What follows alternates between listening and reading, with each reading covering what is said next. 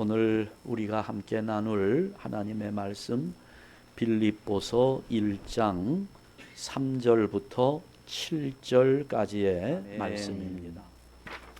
제가 또 하나 빼먹었지요. 숙제 검사를 해야 되는데 우리 지난 한 주간 시편 1편 1절 2절 말씀을 함께 암송하자 이렇게 했는데요. 요 화면을 좀 띄워 주시고요. 일단은 우리가 다 보면서 조금 길기는 합니다만 이거 자꾸 읽다 보면 하나 어렵지 않습니다. 우리 다 같이 읽습니다. 복 있는 사람은 악인들의 꾀를 따르지 아니하며 죄인들의 길에 서지 아니하며 오만한 자들의 자리에 앉지 아니하고 오직 여호와의 율법을 즐거워하여 그의 율법을 주야로 묵상하는도다. 아멘. 화면 꺼주시고요. 자, 제 눈을 보시면서 우리 따뜻한 사랑의 눈으로 바라보면서 복 있는 사람은 여러분 모두가 복 있는 자로 살아가기를 원하는 마음입니다. 우리 다 같이 암송합니다. 복 있는 사람은 악인들의 꾀를 따르지 아니하며 죄인들의 길에 서지 아니하며 오만한 자들의 자리에 앉지 아니하고 오직 여호와의 율법을 즐거워하여 그의 율법을 주야로 묵상하는도다. 아멘. 자, 이번 주간은 이사야 41장 10절 역시 좀 긴데요. 다 잘 아시는 말씀이고 조금만 수고를 하면 얼마든지 암송할 수 있는 구절입니다. 자, 우리 다 같이 읽습니다. 두려워하지 말라, 내가 너와 함께함이라. 놀라지 말라, 나는 내 하나님이 됨이라.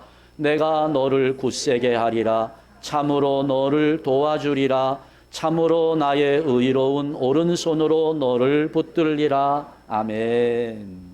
한 글자씩 외우려고 하면 한 달 걸려도 잘 외우지 못합니다. 우선 여기 빨간 글씨 두려워하지 말라, 놀라지 말라. 그 다음에 너를 굳세게 하리라, 너를 도와주리라, 너를 붙들리라. 이 부분을 우선 익숙하게 여러분 눈으로 만들어 놓으시고 그 다음에 이것을 읽을 때에는 두려워하지 말라 하고 숨을 쉬면 안 돼요. 숨 쉬지 말고 호흡 한 번에 한 줄을 다 가야 됩니다. 두려워하지 말라, 내가 너와 함께함이니라. 놀라지 말라, 나는 내 하나님이 됨이니라. 이렇게 한 줄을 하면서 호흡 한 번에 쫙쫙 하고 입이 외워야 됩니다. 여러분 이제 우리 머리 가지고는 이거 외워지지 않아요. 입에 붙어야 됩니다. 입이 외울 수 있도록 하루에 몇 번씩이요? 3번씩. 몇 초 걸린다고요? 30초밖에 걸리지 않는데 그거 30초 아까워서 인색하게 굴지 마시고 하나님은 우리에게 24시간을 주셨잖아요. 86,400초를 주셨는데 그 중에 30초를 말씀을 암송하는 일에 쓰지 못한다면 너무 우리가 게으른 거죠. 너무 뻔뻔스럽잖아요. 하루 30초 투자하시고 이사야 41장 10절 제가 주보에 그거 미스 프린트를 했습니다. 지난 주일 시편 1편 1절 2절 이걸 제가 바꾸지를 못했는데요. 이사야 41장 10절 말씀입니다. 착오 없으시기를 바랍니다. 자, 오늘 우리가 함께 말씀을 나누는데 제가 어떤 분이 꼭 자기의 살아온 인생 가운데 결혼한 것이 굉장히 중요한 일이잖아요. 그래 자기가 함께 살고 있는 부인에 대한 자기의 감정을 일기를 쓰듯이 간단하게 쓴 것이 있어요. 그래 제가 소개를 좀 해드리려고 하는데요. 네, 자 제가 한번 읽어드릴게요. 보시면서 초등학교 2학년 때 등굣길에 5,000원을 주었다. 학교에 지각하지 않도록 부지런히 가던 길이라 일단 학교에 갔는데 내 뒤에 앉은 여자애가 5,000원을 잃어버렸다고 울고 있길래 돌려주었다. 집에 오니 그 여자애의 아버지가 찾아와 우리 아버지께 내 칭찬을 입이 마르도록 하셨고 나중에 우리 아버지한테도 칭찬을 받았다. 그때 그 여자애가 지금 내가 마누라라 부르는 여자다.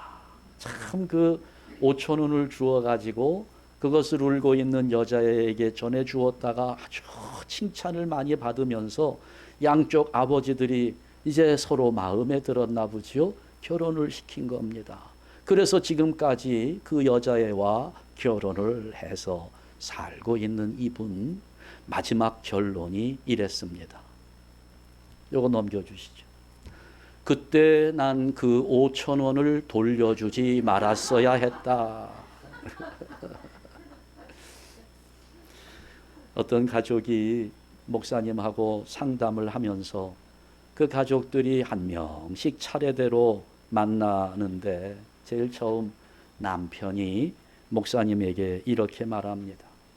목사님, 내 인생의 결정적인 실수는 이 여자와 결혼한 것입니다. 정말 치명적입니다. 아마 그분도 5천 원을 길 가다가 주웠나 봐요. 그 부인은 또 목사님에게 이렇게 신세 타령을 합니다. 목사님, 나는 결혼을 했지만 남편이 없습니다. 나는 싱크대 세탁기와 결혼을 했습니다. 생각해 보니 얼마나 억울하고 분한지. 자녀들은 또 그렇게 투덜대는 겁니다. 우리는 존재 가치가 없습니다. 아무도 우리에게 관심을 주지 않습니다. 사랑해 주지 않습니다. 우리는 집에서 필요 없는 존재들인 것 같습니다. 그런데 여러분, 그 가정 보세요. 경제적으로도 부유한 가정이었습니다. 또 목사님을 찾아와 상담을 할 만큼 믿음도 있었던 가정입니다. 경제적으로도 부유하고 믿음도 있는 신앙의 가정인데, 그런데 지금 이 가정은 너무나 불행합니다. 왜 그럴까요?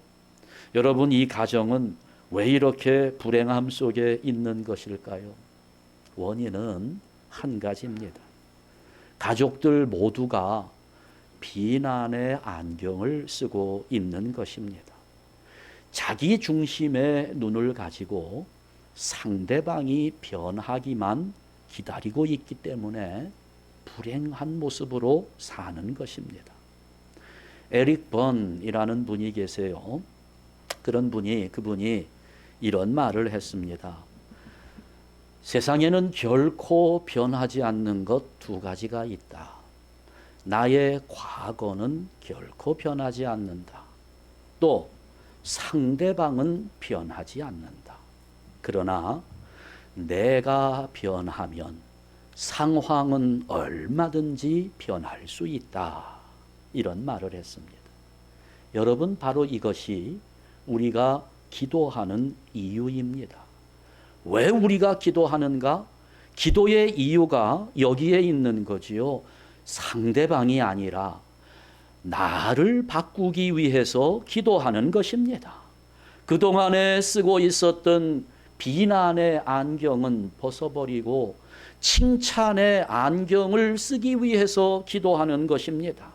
인간 중심의 어두운 마음을 벗어버리고 하나님 중심의 밝은 마음을 갖기 위해서 기도하는 것입니다. 기도는 내가 변하는 것이 목적이라는 사실을 결코 잊지 말아야 합니다. 여러분, 어때요? 우리가 하나님을 믿는데 어떤 사람이 하나님을 잘 믿는 사람이라고 생각합니까? 여러분, 어떻게 판단하세요? 어떤 분이 하나님을 아주 잘 믿는 것일까요? 누가 보든지 안 보든지 청렴하게 살아가는 사람? 아니면 오른손이 하는 일을 왼손이 모르게 많은 사람들을 구제하는 사람? 물론 하나님을 잘 믿는 사람들은 다 그렇게 합니다. 그러나 정말 잘 잘 믿는 사람은 어떤 사람인가 하면 예수님 때문에 기뻐하는 사람입니다. 여러분 이렇게 올라오실 때 이렇게 보신 분들도 계시겠지만 계단을 올라오시면 뭐가 하나 붙어 있지요? 뭐라고 써 있는 배너입니까? 기억하십니까? 보신 분이 아무도 안 계신가 보네. 하나님을 기쁘시게, 사람을 행복하게. 하나님을 기쁘시게 하고 나도 기뻐하고 내 이웃들도 기뻐하게 하면서 행복하게 그렇게 만들어주는 사람이 하나님을 잘 믿는 사람입니다. 내가 예수를 믿는데 예수를 믿는 내 마음에 기쁨이 없다면 그건 자기 스스로를 속이는 것입니다. 천하보다 귀한 생명의 구원을 받은 사람이 어찌 기뻐하지 않을 수 있겠느냐는 거지요. 좌우지간 우리 예수 믿는 사람들 그리스도인에게는 기쁨이 있어야 하는 겁니다. 내가 오늘 신앙생활을 잘 하고 있나? 내가 오늘 예배를 잘 드렸을까? 내가 기도를 하기는 했는데 내가 정말 하나님 마음에 맞도록 기도를 잘 했을까? 여러분 그것을 판단할 수 있는 바로미터가 여기에 있는 겁니다. 예배를 드리고 집에 돌아갈 때 이것만 보시면 돼요. 내 안에 기쁨이 있는가? 잘 드린 겁니다. 기쁨이 없어요? 이거 제대로 하지 못한 것입니다. 내가 기도를 오랫동안 했는데 내가 기도를 과연 제대로 한 것일까? 간단해요. 이것만 보시면 돼요. 뭐요? 내 안에 기쁨이 있는가? 그러면 기도 잘 드린 겁니다. 그런데 기쁨이 없다면 뭔가 우리가 생각해 볼 부분이 있다는 것입니다. 기쁨이 있어야 돼요. 어떤 세속적인 기쁨이 아니라 영적인 기쁨, 신령한 기쁨이 우리 안에 충만해야 되는 겁니다. 그것은 돈이 많다고 해서 생기는 기쁨이 아니에요. 하나님이 주시는 영적인 기쁨입니다. 저도 그러기를 원하고 여러분도 그렇게 되기를 원하는데 이렇게 하나님께로부터 받게 되는 신령한 기쁨으로 가득한 그런 인생이 되기를 원하는데요. 어떻게 하면 우리가 이렇게 기쁨이 충만한 인생을 누릴 수 있는 것일까? 오늘 본문에 보니까 사도 바울이 잘 말해주고 있습니다. 자, 첫 번째, 생각할 때마다 감사가 넘치는 그리스도인들이 되어야 합니다. 3절 말씀을 한번 보시겠습니다. 내가 너희를 생각할 때마다 나의 하나님께 어떻다고요? 생각만 하면, 내가 너희를 생각만 하면 하나님께 감사하다는 거예요. 지금 빌립보 교회 성도들에게 편지를 쓰고 있는데 너희를 생각하기만 하면 하나님 앞에 너무 감사하다는 겁니다. 여러분 이렇게 기쁨이 있는 성도라고 하면 이게 있어야 되는 거지요. 그것을 생각할 때마다 감사할 줄 알아야 합니다. 생각할 때마다 원망스럽고 불평이 나오고 생각할 때마다 억울하고 분해서 참을 수 없는 그런 심정이 된다고 하면 여러분 거기에서 무슨 기쁨을 찾을 수 있겠습니까? 생각할 때마다 감사할 수 있는 그런 성도들. 영어를 보니까 이게 참 재미있더라고요. 생각한다는 말이 영어로 뭡니까? think. 감사하다는 말은 뭡니까? thank. 이 단어가 굉장히 비슷해요. 중간에 모음만 다릅니다. A와 I만 달라요. 똑같습니다. 그러니까 제가 이 단어를 보면서 참 이 think와 thank가 굉장히 영적인 단어구나 하면서 억지로 해석을 한번 해보니까 그런 거예요. think 하면 할수록 thank. 생각하면 할수록 감사할 일 뿐이다. 감사라고 하는 게 이게 영어 단어의 의미인 것 같습니다. 그런데 좀 더 무리하게 억지 해석을 제가 좀 하고 싶은데요. 잘 들어보세요. I와 A의 차이라고 그랬잖아요.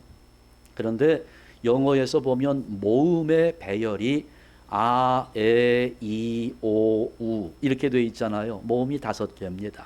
I, E는 어디에 있습니까? 한가운데에 있습니다. E가 한가운데 있고 A는 어디에 있습니까? 맨 앞자리에 있어요. 첫째 자리에 있습니다. 억지 해석을 하자면 그거예요. think 하면 think 한다고 하는 것인데 자기 인생이 한 중간밖에 못 가요. I입니다. I. 생각을 하는 거예요. think. 중간밖에 가지 못 가는 그런 인생이라고 생각이 되어도 thank. 감사하면서 살면 A가 어느 자리에 있다고요? 첫째 자리에 있잖아요. 감사하면서 살면 첫째 가는 인생이 될 수 있다 하는 것입니다. 생각과 감사. 여러분, 우리가 기쁨을 누리는 인생이 되려면 감사하는데 익숙해져야 합니다. 이렇게 보면 감사하는 것을 굉장히 생소하게 여기는 분들 많아요. 고맙습니다. 감사합니다. 이 말이 잘 나오질 않아요. 익숙하지 않은 거예요. 안 돼요. 여러분, 익숙해져야 합니다. 자연스러워져야 합니다. 그냥 감사합니다. 고맙습니다. 하여간 생각하고 느끼는 모든 것에 감사하며 사는 사람이 기쁨을 누릴 수 있는 것입니다. 모든 것에 감사하는 거예요. 어느 추운 겨울에 늦은 밤입니다. 한 여인이 길에서 떨고 있습니다. 그러면서 누군가를 기다려요. 딸이 관연한데 늦게까지 들어오지 않으니 추운 날씨이지만 밖에 나와 발을 동동거리며 기다리고 있는 겁니다.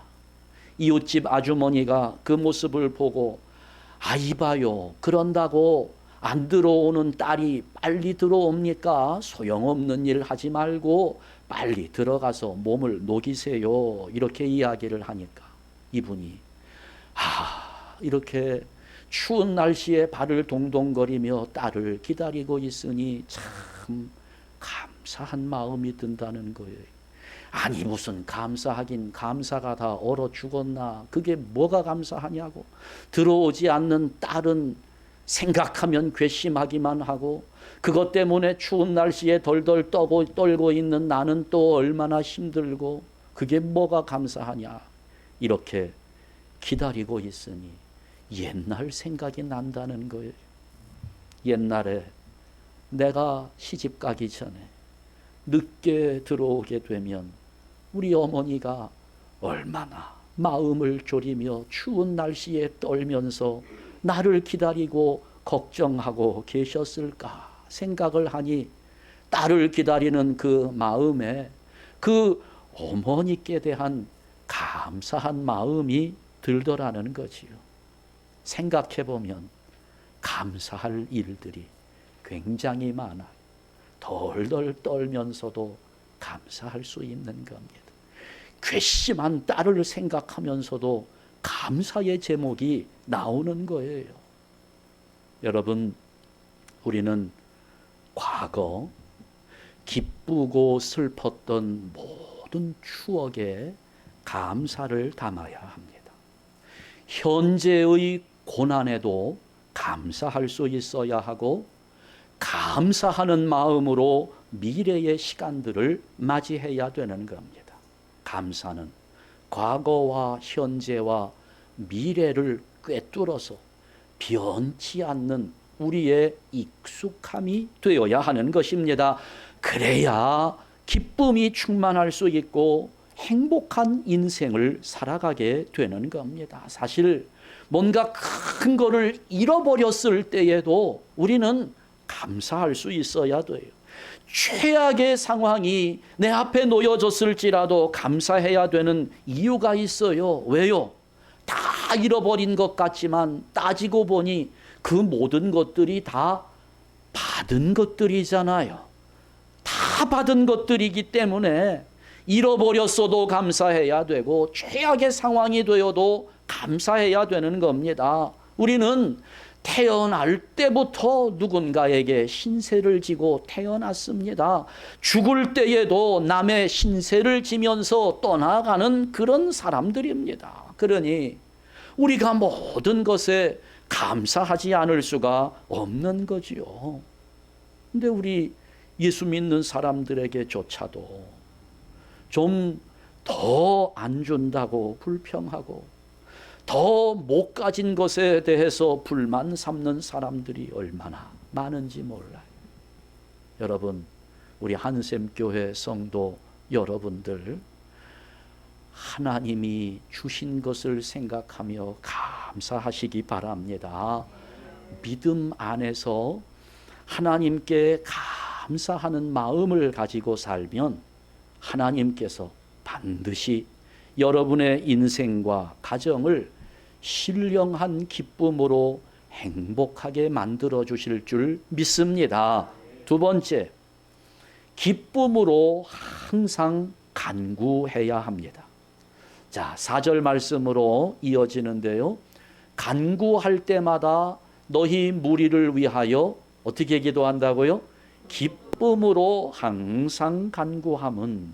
그러니까 바울은 간구할 때마다 기쁨으로 기도했다는 것입니다. 여러분은 기도할 때 어떤 마음으로 합니까? 기도할 때마다 한탄에 한숨 소리에 눈물을 흘리면서 그렇게 하시는 분들이 있어요. 물론 필요한 일이지요. 다윗과 같이 하나님 앞에 서 있는 내 모습을 보니 얼마나 악하고 초라하고 부끄러운지 눈물을 흘릴 수밖에 없어요. 그러니 하나님 앞에 눈물을 흘리며 기도할 수밖에 없지요. 그런데 굶어 죽는 것도 아닌데 가진 것이 적다고 불평하면서 하나님께 기도하는 그런 모습들. 예수 안에 있는 사람은 어떤 사람인가? 기도할 때마다 기쁨으로 간구하는 사람입니다. 먹을 것이 없어 배가 고플지라도 기쁨으로 하나님께 기도할 수 있는 사람. 이렇게 보면 감사와 기쁨, 이게 헬라어를 보니까요, 단어가 같은 단어입니다. 같은 단어에서 만들어졌어요. 감사와 기쁨. 감사는 유카리스티아라는 단어를 써요. 유카리스티아, 유 앞에 하나 접두어처럼 붙은 겁니다. 카리스티아, 카라에서 나왔어요. 그런데 카라라는 단어만 보면 그것이 기쁨입니다. 같은 단어예요. 감사와 기쁨이 같은 단어더라고요. 우리가 성찬식을 하잖아요. 성찬식 유카리스트거든요. 이것도 같은 단어예요. 성찬과 감사와 기쁨이 이게 동일 선상에 놓여 있는 것입니다. 그러니 기쁨으로 기도한다는 것은 감사함으로 기도한다는 것과 같은 뜻이 되는 겁니다. 여러분, 우리가 하나님의 뜻을 아는 것이 대단히 중요하잖아요. 하나님의 뜻을 알아야 그 뜻대로 우리가 살아갈 수 있는 길이 시작되니까. 그런데 우리가 걸핏하면 하나님의 뜻 이렇게 하는데 도대체 그 하나님의 뜻이 무엇입니까? 그 하나님의 뜻을 구체적으로 설명한 곳이 있지요.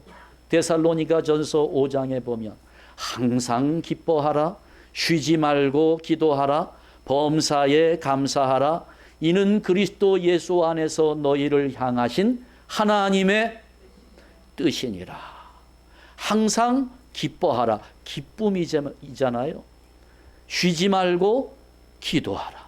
범사에 감사하라. 바울이 지금 세 가지를 붙여놓고 있어요. 제일 처음에 기쁨, 한가운데 기도, 마지막에 감사. 이것이 하나님의 뜻이라는 겁니다. 그러니 하나님은 우리가 항상 기뻐하기를 바라시고 범사에 감사하기를 원하시고 그것으로 쉬지 말고 기도하기를 원한다는 겁니다. 기쁨과 감사가 양쪽에 있어요. 앞, 뒤에 놓여 있습니다. 가운데는 뭐가 있어요?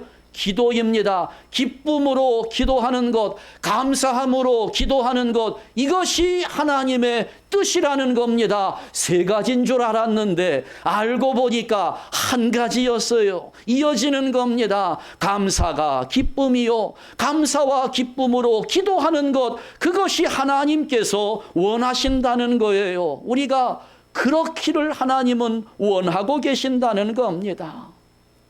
여러분, 우리의 기쁨에 이타적인 내용이 있어야 합니다. 너 때문에, 당신 때문에 내가 기쁩니다. 감사합니다. 이런 게 있어야 돼요. 말로는 우리가 그렇게 합니다만 진심으로, 지금 바울은 내가 너희를 생각할 때마다 나의 하나님께 감사하며 간구할 때마다 너희 무리를 위하여 기쁨으로 항상 간구함은, 이렇게 말하잖아요. 이게 보통 어린 마음에는, 어린 아이들은요, 자기 것으로만 기뻐할 줄 알아요. 내가 맛있는 것을 먹어야 즐겁고 내가 좋은 장난감을 가지고 있어야 기쁘고 다른 아이가 나보다 더 좋은 옷을 입으면 화가 나지요. 시기심이 생깁니다. 나보다 더 좋은 장난감을 가지고 있는 아이를 보게 되면 빼앗고 싶은 것이 아이들의 심리지요. 아이들은 그래요. 그런데 문제는 어른들 중에도 이렇게 철딱선이 없는 사람들이 얼마나 많이 있는지, 우리 교인들 가운데에도 이런 사람들 가끔 눈에 띕니다.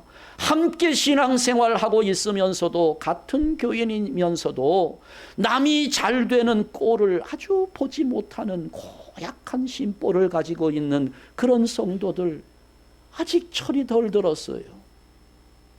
성도는 남이 잘 되는 것으로 기뻐할 줄 알아야 하는 겁니다. 그것이 나의 기쁨이 될 수 있어야 돼요. 내 아이는 대학 진학에 실패했어도 옆집 아이가 성공한 것을 보면 그것을 기쁨으로 축하해 줄 수 있어야, 그래야 그리스도인이라고 할 수 있는 겁니다. 교회가 부흥하는 것을 보면서 기뻐할 줄 알아야 되고, 다른 교인이 나보다 더 나은 집으로 이사하는 것을 보면서 기뻐할 수 있어야 그것이 진짜 성도다운 성도라는 겁니다. 기도할 때 이런 마음으로 기도해야 된다는 겁니다.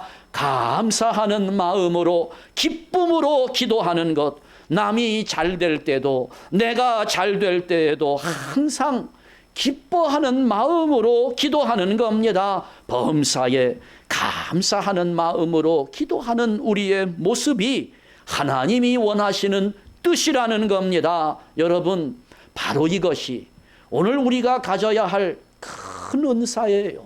기도의 은사는 여기에 있는 겁니다. 무슨 기도하면서 엄청난 역사를 일으키고 뭐 이래야만 은사가 있다라고 생각하는 경우가 많은데, 기도의 은사는 여기에서 판가름 나는 겁니다. 기쁨으로 기도하는가, 감사함으로 기도하는가, 이게 기도의 은사가 되는 겁니다. 여러분들에게, 오늘 우리 한샘교회 성도 여러분들에게 이와 같은 기도의 은사가 있기를 주님의 이름으로 축원합니다. 그런 사람들이 하나님의 은혜를 입으면서 평상시에도 신령한 기쁨 가운데 살아가게 되는 것입니다. 세 번째, 성도의 교제가 있어야 합니다. 이게 교제를 하자고 하면 많은 분들이 그저 같이 그냥 뭐 앉아서 간식이나 먹고 세상 이야기나 하고 뭐 어디 놀러 같이 가고, 여러분 이게 어린아이들처럼 뭐 손잡고 쎄쎄쎄 하고 짝짝꿍 하면서 이렇게 어울려 가지고 여기저기 놀러 다니자는 그런 말이 아닙니다. 지금 성경에서 말씀하고 있는 이 교제는 복음 안에서 이루어지는 영적 교제를 의미하는 것입니다. 5절 말씀을 한번 다시 보실 텐데요.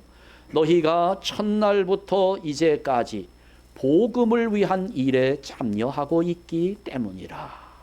이게 요즘에 번역을 조금 바꾸었어요. 예전에 개역 성경에는 너희가 첫날부터 이제까지 복음에서 너희가 교제함을 인함이라. 이걸 교제라고 말하는 겁니다. 여러분 어때요? 우리가 믿음을 가진 자로서 신앙 안에서 교인들을 만나는 것이 반갑습니까? 어때요, 여러분? 우리 교인들 길거리에서 만나면 반갑고 기쁘고 뭐 이런 마음 듭니까? 지난번에 마켓에서 이렇게 보니까 아는 분이에요. 그런데 그분도 나를 봤어요. 멀지만 살짝 아이 컨택이 됐거든요. 안돼 그분이 싹 숨는 거예요. 아이 저를 만나는 것이 싫은가 봐요. 기분 나쁜가 봐요. 숨어버려요. 저는 정말 안 그랬으면 좋겠습니다.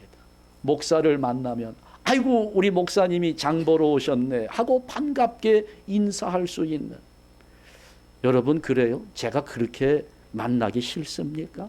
길에서 만나면 부담스러운가요? 밥 먹을 때에도 제 앞에는 잘 안 앉으려고 그래요. 저하고 같이 밥 먹으면 밥맛이 떨어집니까? 저는 안 그랬으면 좋겠습니다. 우리가 성도들이 믿음 안에 함께하고 있는 우리들이 만나게 되었을 때 반갑지 않다면 큰 문제잖아요. 우리가 복음 안에서 성도의 교제를 제대로 나누지 못하고 있는 겁니다. 자, 반갑다고 전제합시다. 성도를 만나면 반갑잖아요.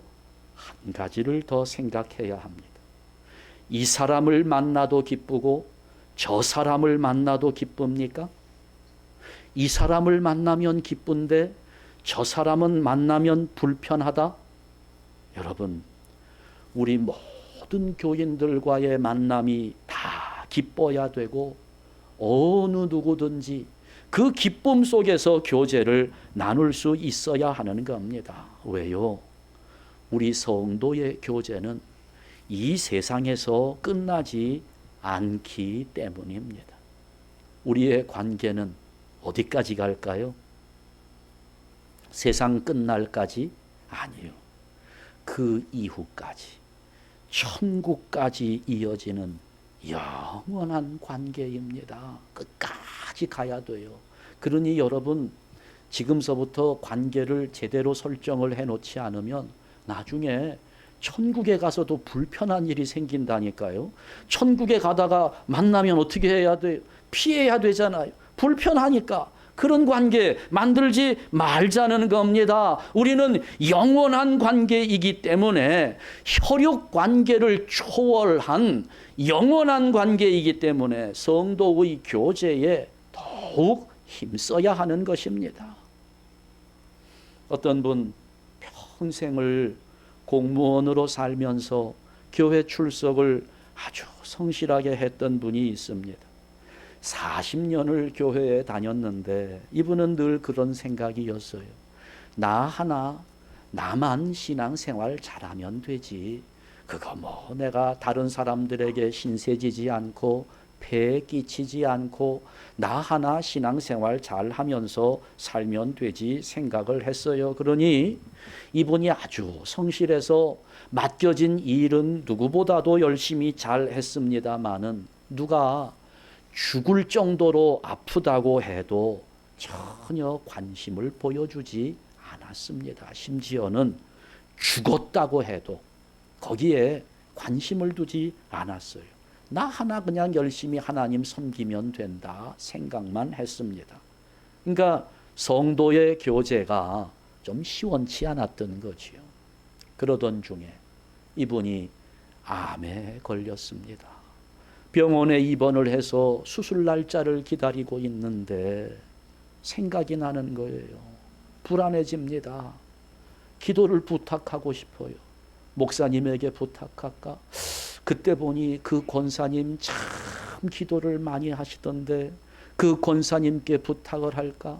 장로님께도 부탁을 해야 되지 않겠나 하면서 다급하니까, 자기가 급하니까 기도를 부탁하려고 하는데 그동안 자기가 해왔던 일들이 이게 생각이 나는 거예요. 아니, 내가 다른 교인들 누구에게도 관심을 두지 않고 그들 어려움에 관련을 갖지 않았는데 이제 와서 내가 어렵다고 어찌 뻔뻔하게 나를 위해 기도해달라고 이야기를 할 수 있겠는가? 부탁을 못하더라는 거예요. 못하겠더라는 거예요. 목사님께도 너무 미안하고 교인들에게도 차마 부탁을 못하겠더라는 거죠. 그러고 있는 차에 어떻게 알았는지 교인들이 다 찾아와서 기도해주고 돌아가는데 그분이 눈물이 쏟아지더랍니다. 내가 신앙생활을 지금까지 정말 잘못했구나. 40년 동안 신앙생활 헛했네. 성도의 교제가 이렇게 중요한 것인데 그때 처음으로 성도의 교제의 중요성과 더불어서 성도의 사랑하는 마음을 알게 되었다는 겁니다. 여러분 잘 아시잖아요. 슬픔을 나누면 어떻게 된다고 그래요? 그 슬픔은 반이 되고, 기쁨을 나누면 그 기쁨은 배가 된다고 하지 않습니까? 우리들 복음 안에서 성도의 교제를 왕성하게 나누어 보십시다. 성도의 교제를 나누면 나누는 만큼 하나님은 기쁨으로 충만한 즐거운 인생으로 만들어 주실 줄 믿습니다. 저는 오늘 여러분의 인생이 이렇게 신령한 기쁨으로 가득한 인생이 되기를 원하는 마음인데요. 이를 위하여 생각할 때마다 감사가 넘치고 기도할 때마다 항상 기쁨으로 간구하고 복음 안에서 성도의 교제에 힘쓰는 가운데 오늘 우리들 모두에게 주시는 신령한 기쁨이 차고 넘치는 복된 성도들 되시기를 주님의 이름으로 축원합니다. 기도하겠습니다. 하나님 아버지, 우리가 이 세상을 살아갈 때 행복하고 아름다운 인생으로 기쁨 속에 살아가기를 원하지만 우리가 참 어리석습니다. 연약합니다. 우리는 힘이 없습니다. 할 수 없습니다. 그럼에도 오늘 우리를 사랑하시는 하나님의 긍휼과 자비를 생각하니 얼마든지 우리도 기쁨으로 충만한 인생을 누릴 수 있으리라 확신하게 됩니다. 우리 한샘교회 모든 성도들 신령한 기쁨으로 가득한 인생이 되도록 아버지여, 오늘 우리의 믿음 위에 이와 같은 일들이 나타나기를 원합니다. 생각할 때마다 감사가 넘치는 그리스도인들 되게 하여 주시옵소서. 기도할 때마다 기쁨으로 간구하는 성도들 되게 하여 주시고 복음 안에서 성도의 교제에 힘쓰는 가운데 하나님이 내려주시는 신령한 기쁨으로 충만한 복된 인생들 살아가도록 우리 한샘교회 성도들을 인도하여 주시옵소서. 예수 그리스도의 이름으로 기도하옵나이다. 아멘.